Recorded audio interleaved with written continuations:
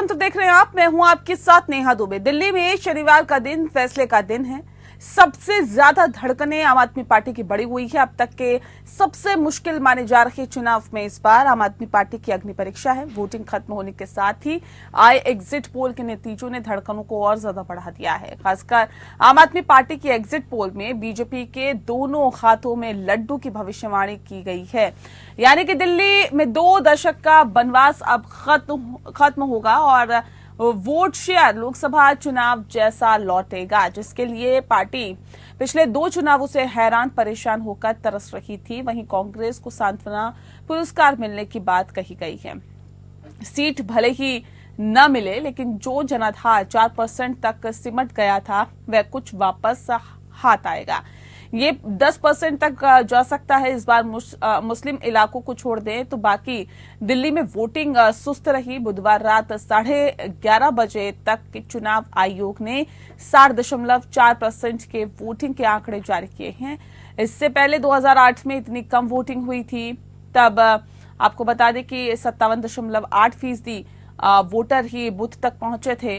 BJP के लिए exit poll में अच्छी खबर यह है कि अधिकतर एग्जिट पोल का दावा है कि 2 दशक का वनवास खत्म हो जाएगा, बीजेपी की सरकार बनेगी। और कांग्रेस के लिए अच्छी खबर यह है कि सीटें भले ही इक्का दुक्का या ना आए, लेकिन बढ़ती पार्टी का जनाधार अभी बढ़ता हुआ दिखाई दे सकता है।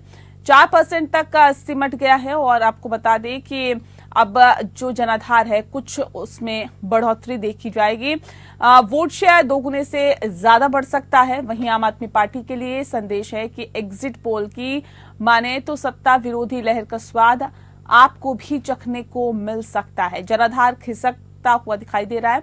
महिला वोटर साथ छोड़ती हुई दिखाई दे सकती है। कांग्रेस ने भी चुनौती दी है कि आज हम एग्जिट पोल से सामने आई तस्वीर पर चर्चा यहां पर करने की कोशिश करेंगे और समझने की कोशिश करेंगे कि एग्जिट पोल के जो आंकड़े हैं वो एग्जैक्ट होते हैं या नहीं।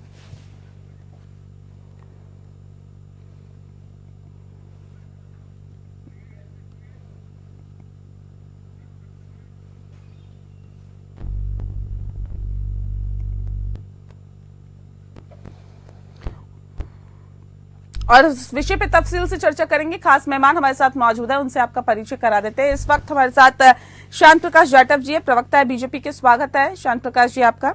मीनाक्षी शर्मा जी हमारे साथ है, प्रवक्ता है आम आदमी पार्टी की। मीनाक्षी जी आपका बहुत स्वागत है।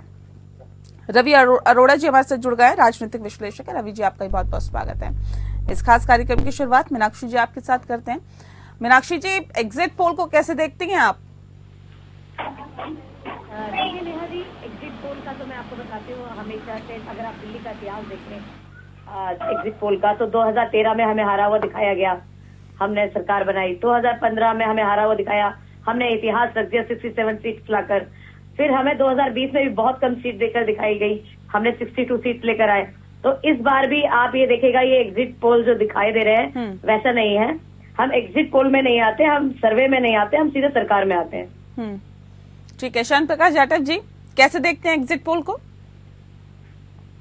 देखिए, 2013 में आम आदमी पार्टी जिस तरीके से सरकार में आई, सत्ता में आई, उस वक्त में अगर आप देखें तो सबसे ज्यादा सीटें जो थी वो हमारी थी, 31 सीटें थी हमारी।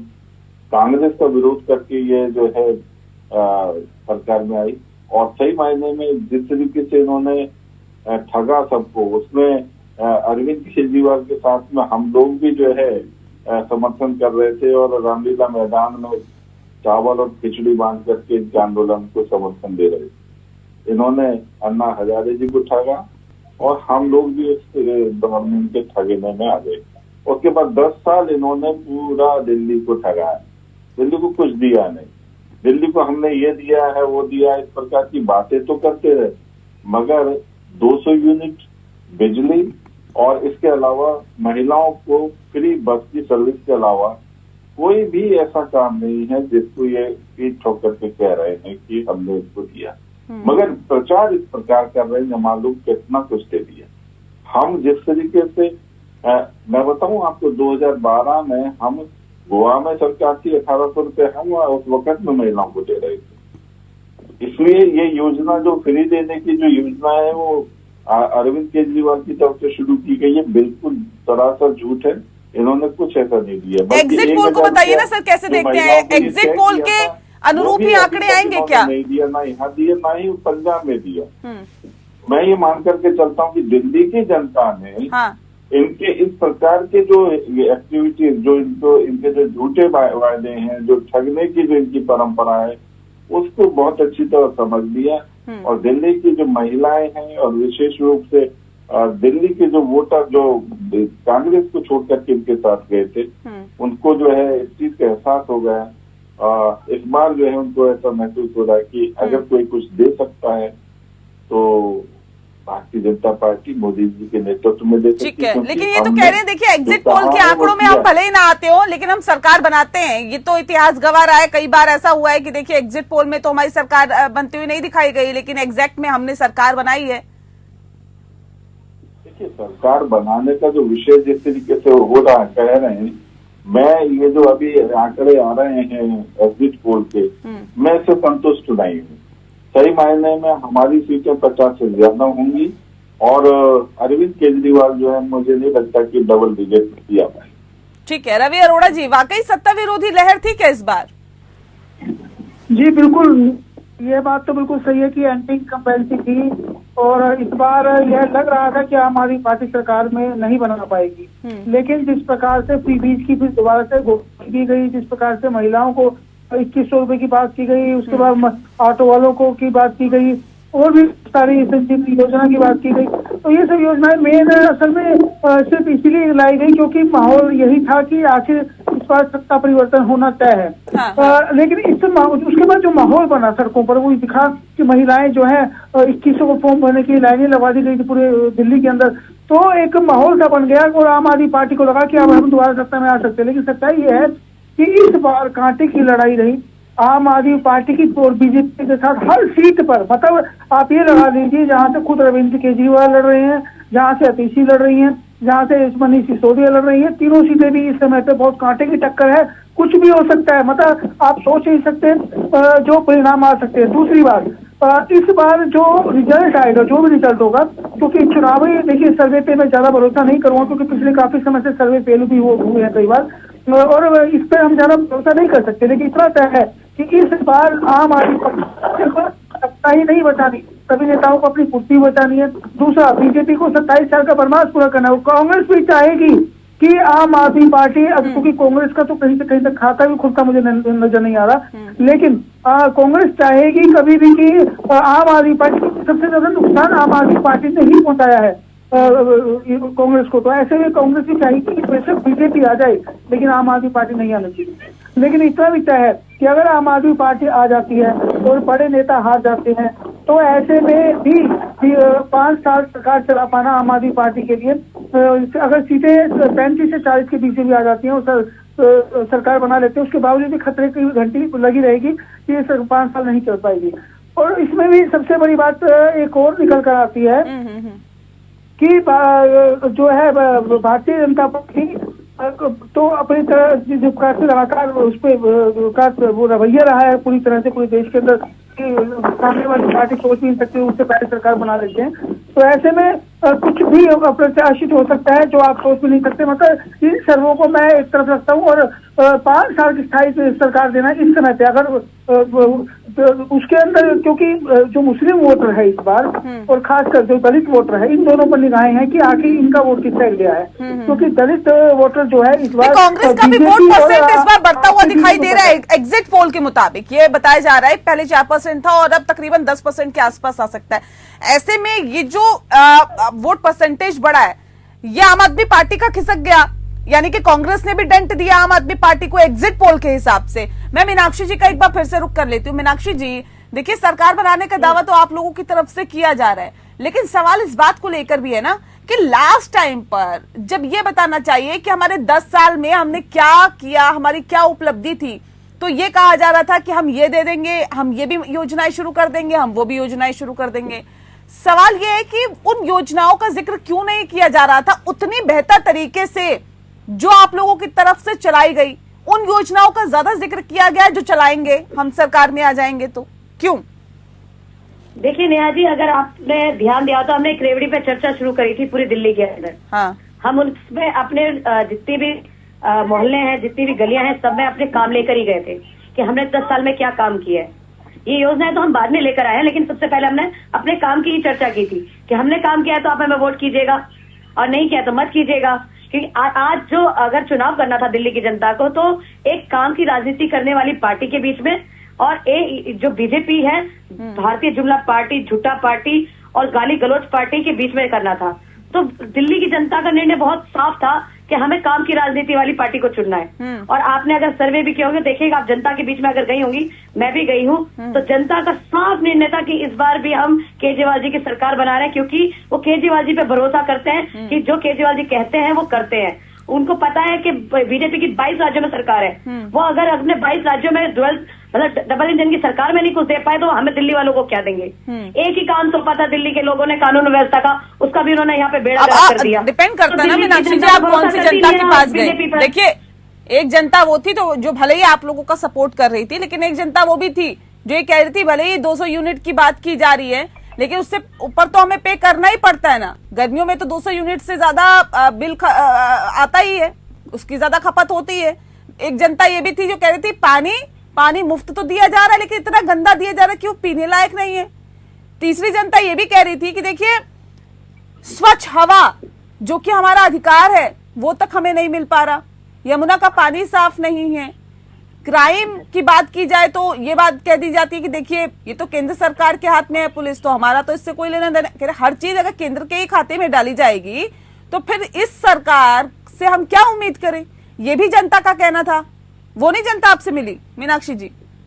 नेहा जी, बिल्कुल आप सही कह रहे हैं। जब कुछ लोग एंटी इनकम्बेंसी होती है, लेकिन अधिकतर जो हमारी दिल्ली की जनता है वो बहुत समझदार है। इनके बहकाव में कुछ लोग आकर ऐसी बातें जरूर कर रहे थे, लेकिन हमने जब रेवड़ी पर चर्चा की, मैंने आपको अभी बात कही, तो हमने उसमें अपनी बिजली की जो 200 यूनिट फ्री है और साथ में उनकी यूनिट की पे बात की, तो मैंने बहुत चर्चा की, मैंने खुद चर्चा की है। आप सबसे बड़ी चीज देखिए, हमने ये कहा कि 200 यूनिट तो हम फ्री दे ही रहे हैं, लेकिन हम 24 घंटे बिजली भी दे रहे हैं, साथ में सबसे सस्ती बिजली दे रहे हैं।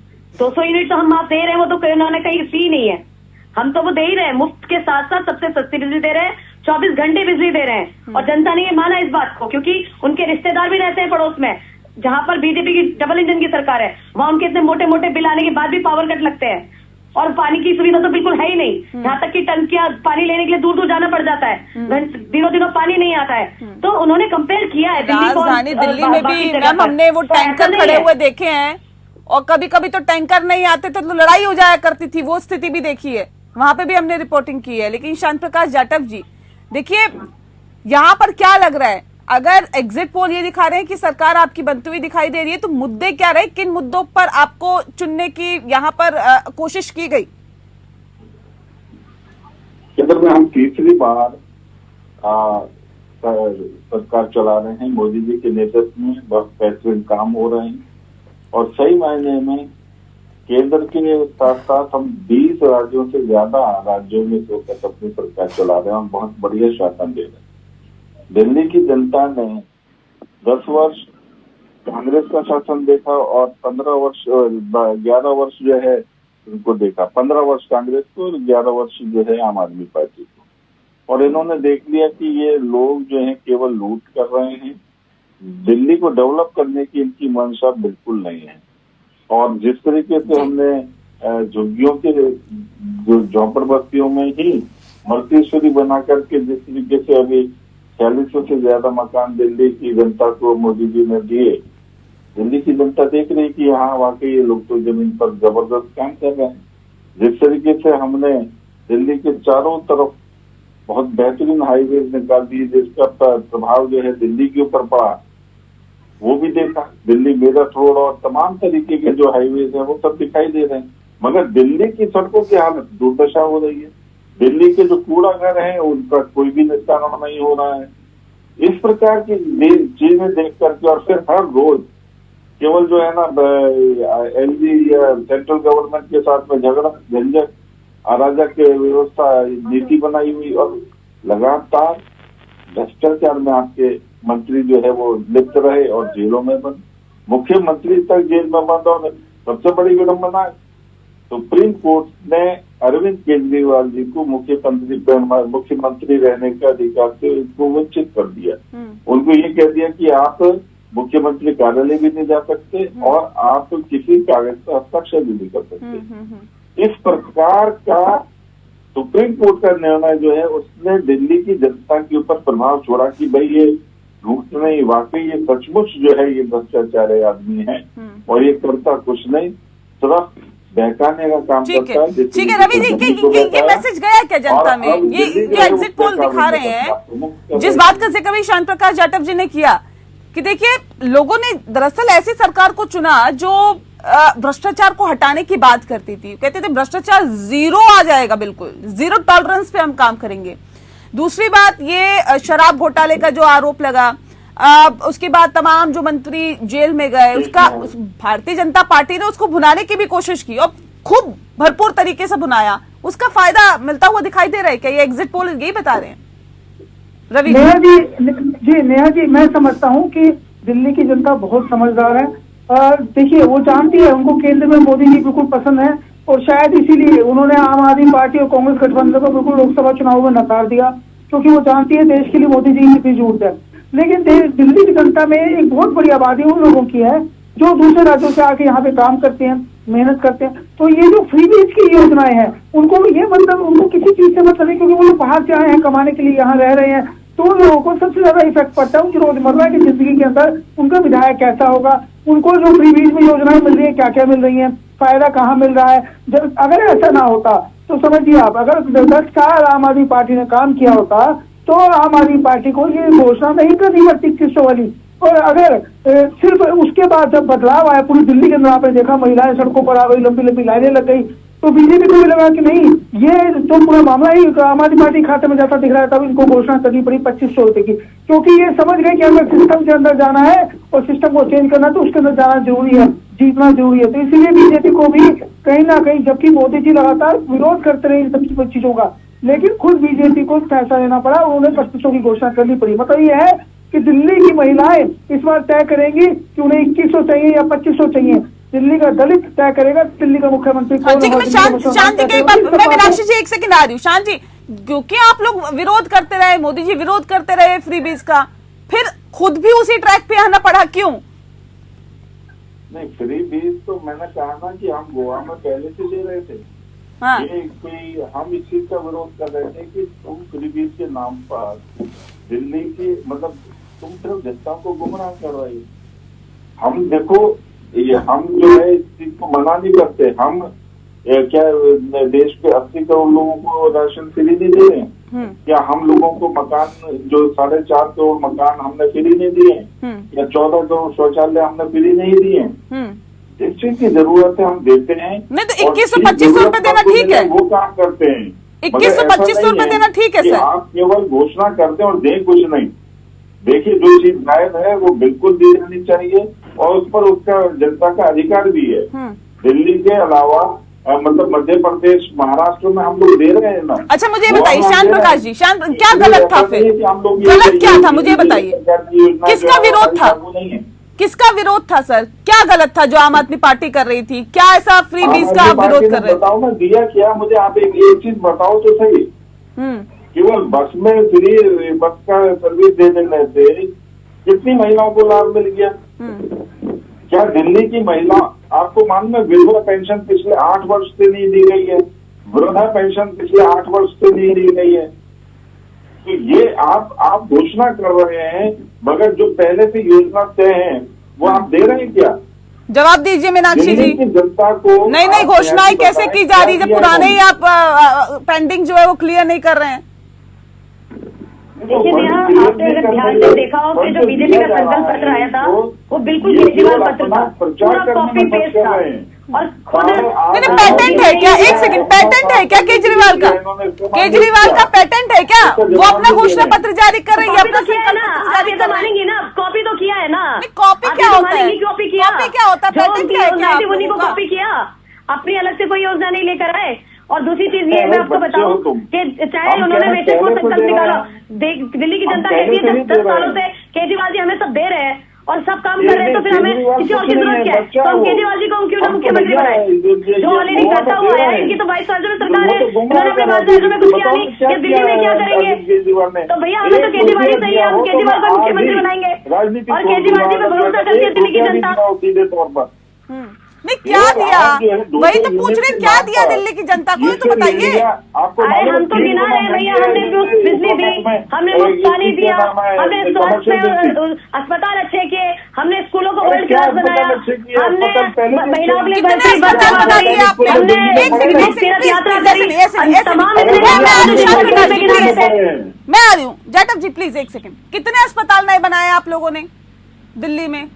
कितने स्कूल नए खोले? नहीं, मुझे आंकड़ा बताइए। सुनिए, केजरीवाल जी सरकार से पहले अगर आप सरकारी स्कूलों की व्यवस्था देखे हो, क्योंकि मैं भी दिल्ली की रहने वाली हूँ, मैं भी दिल्ली की रहने वाली हूँ मैम, मैं भी दिल्ली की रहने वाली हूँ, सरकारी स्कूल में पढ़ी हूँ। सुन लीजिए ना बात मुझे। हम लोग भी डॉक्टर हैं, मेरी भी जो है ना परिवार में 60 लोग डॉक्टर हैं और दिल्ली से पढ़े हैं, नगर निगम के पुल से। नहीं, मैं एक सेकंड मीनाक्षी जी, एक सेकंड सर, प्लीज शांत प्रकाश जी, एक सेकंड। कि ये मुझे बताइए क्या व्यवस्थाएं थी और आपने क्या बहुत बेहतर कर दिया? आज ऐसा क्या 5 स्टार आपने बना दिया दिल्ली के स्कूलों को जो पहले नहीं था? मुझे इतना बताइए। बिल्कुल हमने सुधारा है दिल्ली के स्कूलों को, हमने इतने सारे क्लासरूम बनाए, नए स्कूल बनाए, जो कि आप जाकर देखिए। स्कूल कितने नए बनाए?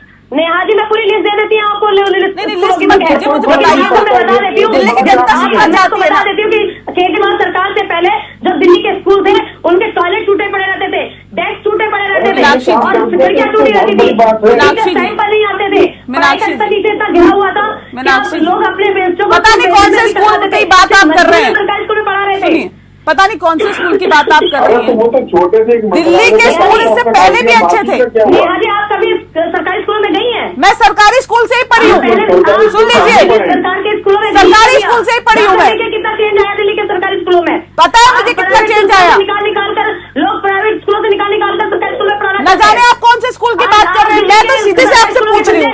दिल्ली के सरकारी स्कूल, दिल्ली के सरकारी स्कूल क्या थे?